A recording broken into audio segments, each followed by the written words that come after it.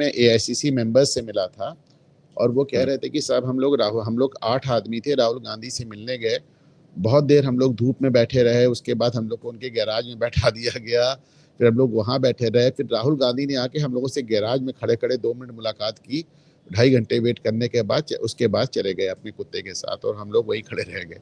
तो ये उनका अंदाज है लोगों से पेश आने का, ये उनका अंदाज है लोगों को डील करने का।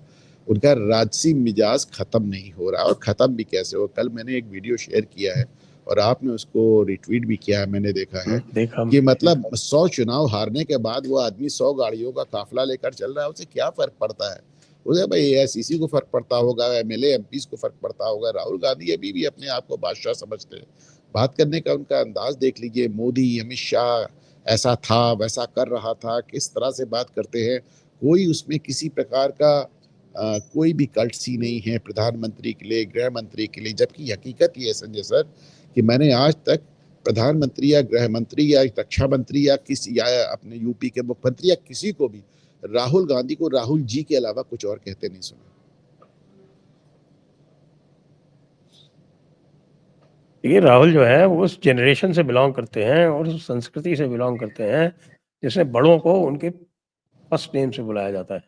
कमल किस जनरेशन से बिलोंग करते हैं भाई? योगी आदित्यनाथ से उम्र में बड़े हैं और अमित शाह से थोड़ा छोटे हैं। किस जनरेशन को बिलोंग करते हैं? कहाँ के युवा नेता हैं भाई? कुछ दिन में सीनियर सिटीजन हो जाएंगे, आधे कुछ दिन में राहुल गांधी आधिकारिक रूप से सीनियर सिटीजन होने वाले हैं। किस जनरेशन को बिलोंग करते हैं? सेंट स्टीफेंस की जनरेशन को बिलोंग करते हैं सर। सेंट स्टीफेंस की नई जनरेशन को बिलोंग करते हैं। उसमें सेंट स्टीफेन जहाँ पे उनको शूटिंग के नाम पे दाखिला मिला था। हाँ जी हाँ जी हाँ जी, बंदूक चलाने के नाम पे। हाँ, he shoots off the hips, expert shooter है। बिल्कुल आप सही कह रहे हैं। तो चलिए अब हम चलते हैं थोड़ा सा आपकी मैं साहब कहता हूं कि कांग्रेस पार्टी एक अंग्रेज से शुरू हुई, एक इटालियन पे खत्म हो गई। एक आध बार हिंदुस्तानियों को भी तो मौका दिया जाना चाहिए था। दिया था ना पीवी नरसिम्हा राव को, और he did such a fabulous job. गजब का काम किया उन्होंने, बहुत अच्छा काम किया उन्होंने। और ना सिर्फ उन्होंने इकोनॉमी बदली, बल्कि बाबरी मस्जिद के डिमोलिशन के पूरे टाइम वो कमरा बंद करके पूजा करते रहे। उनके जैसा काम तो कम लोगों ने किया। तो राव साहब को मौका मिला तो he did a fabulous job. साहब उनके पास क्या था कि उनके पास एक एक्स्ट्राऑर्डिनरी फाइनेंस मिनिस्टर था, इसलिए वो कर पाए, बाकी तो क्या। और वो एक्स्ट्राऑर्डिनरी फाइनेंस मिनिस्टर 70 के दशक से कांग्रेस का बाजा बजा रहा था। उस एक्स्ट्राऑर्डिनरी फाइनेंस मिनिस्टर ने 1975 से लेकर 1990 तक हर पद पर रहा, और 40 साल में आप देखें कांग्रेस मतलब देश दिवालिया हो गया, सोना गिरवी रखना पड़ा। वो एक्स्ट्राऑर्डिनरी फाइनेंस मिनिस्टर इस देश में जब हम दिवालिया हुए उसके पहले तक वित्त मंत्रालय का ऐसा कोई पद नहीं था जिसपे वो ना हो। Financial advisor, finance secretary, RBI governor, ऐसा कोई पद नहीं था जिसपे वो ना रहे हो, और हर बार उसी पद पे रहे। और उसके बाद उन्होंने देश का बाजा बजवा दिया, देश को दिवालिया करवा दिया, हमको अपना सोना गिरवी करना पड़ा।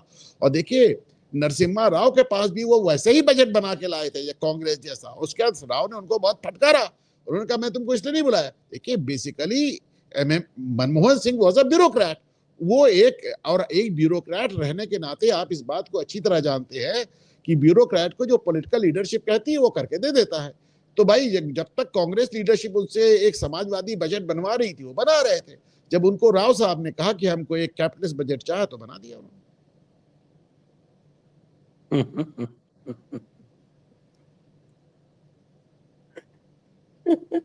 जितनी चाबी भरी राम ने उतना चले खिलौना।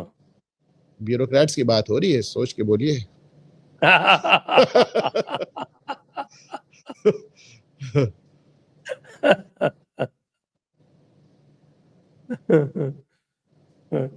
Very interesting. Now back to Sambhal sir ji, अब आप फरमाएं संभल के बारे में।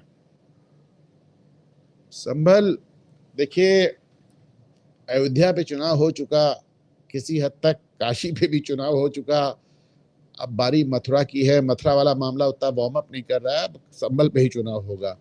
और मैं ये बात इतने लंबे दिनों से कह रहा हूं कि अभी मैं देख रहा हूं कि जो वहां से सांसद है जियाउर रहमान बर्क, उन्होंने अभी एक हफ्ते पहले बयान दिया है कि मुझसे लोग कह रहे हैं कि संभल पर चुनाव होगा, और उसके आगे उन्होंने अपनी लंबी चौड़ी तकरीर की है, लेकिन ये बात उन्होंने भी स्वीकारी है। तो साहब वहाँ पे 68 तीर्थ और कितने 18-19 कुएं सब ढूंढे जा रहे हैं, डेवलप किए जा रहे हैं, बनाए जा रहे हैं। और जहाँ पे हिंदू पॉपुलेशन केवल 15% जिस इलाके में बची है, वो भी डंके की चोट पे जा रही है, और मुस्लिम इलाकों में जो उनके मंदिर कब्जा हो गए थे उसमें जाकर पूजा कर रहे हैं और आराम से आ रहे हैं। और एक मतलब 15% मुसलमान वहाँ जिस तरह 15% हिंदू वहाँ जैसे रह रहा है इस समय, तो वो अपने आप में देखने लायक है। और फिर एक हरिहर मंदिर वाला इशू चल ही रहा है। इस बार अभी योगी गए थे जब संभल, तो आपने देखा तो उन्होंने हरिहर मंदिर की हवा में ही हेलीकॉप्टर से 3 बार परिक्रमा की थी। हालांकि कुछ लोग ये भी कह रहे थे कि देख रहे थे कितने बुलडोजर लगेंगे। तो एक तो मतलब संभल will be a very important factor in the coming elections in 2027. लेकिन संभल में क्या अंतर पड़ेगा? संभल तो जीत नहीं सकते। रामपुर जीत सके हैं साहब, आपको मालूम है। हाँ, बाई इलेक्शन जीत गए थे रामपुर में। रामपुर भी जीता गया है, वो बात ही नहीं है। देखिए संभल एक सीट जीते हैं ना जीते हैं, बात तो यही है ना कि जो संभल से जो मैसेज निकलता है दूर तक जाता है।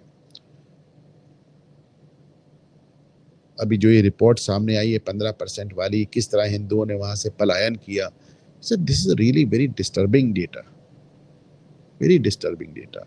और डेमोग्राफी अपने आप में एक सीरियस कंसर्न है, और सिर्फ भारत में नहीं है, पूरी दुनिया में है। लेकिन दिक्कत यह है कि सारा भाषण भारत को दिया जाता है। कल मैं देख रहा था, बांग्लादेश के चीफ एडवाइजर मोहम्मद यूनुस कह रहे थे कि अब हम रोहिंग्याओं का बोझ और नहीं उठा सकते, पूरी दुनिया हमें मदद करे इनको लात मार के यहाँ से निकालने में।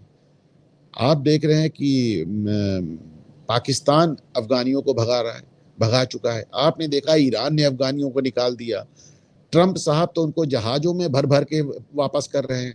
यूरोपियन कंट्रीज इन लोगों से कह रही कि साहब पैसे ले लो, लौट जाओ अपने देश में। वो उनका एक अलग अंदाज है। लेकिन जब भारत इस बात की करता है तो बाकी दुनिया तो जाने दीजिए।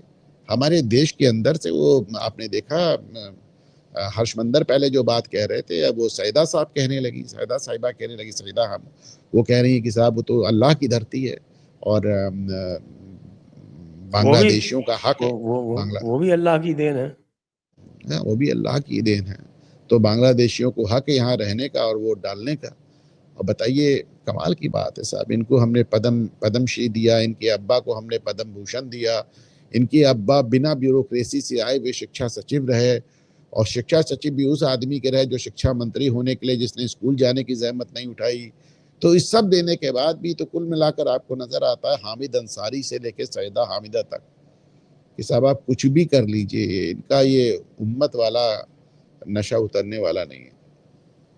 आपको पता है कि एजुकेशन के साथ साथ हमारे मौलाना अबुल कलाम आज़ाद, जो मौलाना होते हुए भी एजुकेशन मिनिस्टर रह सकते थे, वो केवल एजुकेशन मिनिस्टर नहीं थे, वो मिनिस्टर ऑफ कल्चर भी थे। संस्कृति उन्हीं से निकलती थी। वो संस्कृति की गंगोत्री का आविर्भाव, उद्गम मौलाना अबुल कलाम आज़ाद थे। तभी तो एक देखिए बार साहब, में हमारे यहाँ जो सारी संस्कृति मुगलों द्वारा बताई जाती है। मुगल इसीलिए नहीं तो, होते तो अगर मुगल नहीं होते, अगर ऐसा ना होता तो देखिए वो आर्ग्यूमेंट ये है कि भाई पाकिस्तान युद्ध क्यों जीता? पाकिस्तान युद्ध इसलिए जीता क्योंकि उसके चीफ ऑफ आर्मी स्टाफ को फील्ड मार्शल बना दिया गया। इसीलिए मुगलों की संस्कृति क्यों थी? क्योंकि मौलाना को यहाँ का संस्कृति मंत्री बना दिया गया, QED। अब क्या किया जाए साहब, ये मतलब इस्लामिक साइलोजिज्म है, तो समझिए। देखिए ना, भाजपा भी 11 साल से सत्ता में है। They have changed a lot, बहुत कुछ उन्होंने बदला, इसमें दो राय नहीं है। सबसे बड़ी बात मिजाज बदला है, सबसे बड़ी बात हौसला बदला है, बहुत कुछ बदला है। लेकिन when it comes to history books and NCERT books, अभी भी बहुत काम होना बाकी है। मैं एक बार आईसीसीआर के दफ्तर में गया, आईसीसीआर के चेयरमैन से मिलने, और चेयरमैन साहब के यहाँ मैं बैठा तो सबसे पहले मेरी नज़र पड़ी जो उनका जो लीडर बोर्ड था, जिसपे चेयरमैन के सबके नाम लिखे हुए थे। उसमें मैंने एक चीज पाई कि पहला हिंदू अध्यक्ष आईसीसीआर का 1972 में आया। Hence proved once again that culture means Mughal culture, Islamic culture. एक centre for this is so unfortunate जो बात आप बता रहे हैं कि एक पहला सेंटर हिंदू फॉर इस्लामिक अध्यक्ष। कल्चर भी है वहां पे। नहीं, दैट आई नो, लेकिन आईसीसीआर का पहला हिंदू अध्यक्ष 1972 में अगर आया तो ये अपने आप में कितनी दुर्भाग्यपूर्ण बात है।